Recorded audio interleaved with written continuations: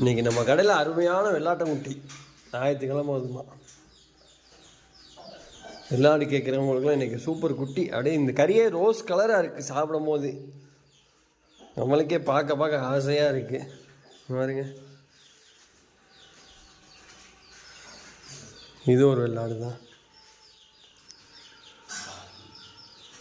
தம்பி என் கண்ணா, என்னடா தால்ச்சா குட்டியா? தம்பி முகமது ரசூல ஞாயிற்றுக்கிழமை கடைக்கு ரெடி பண்ணியாச்சு. குடல்லாம் ரெடி ஆயிடுச்சு. எங்கள் டோர் பாருங்கள் 6 மணிக்கு எப்படி இருக்குன்ட்டு. 6 மணி மாதிரியே தெரியாது. சீசன்னால கொஞ்சம் வீடியோ சரியாக வரல.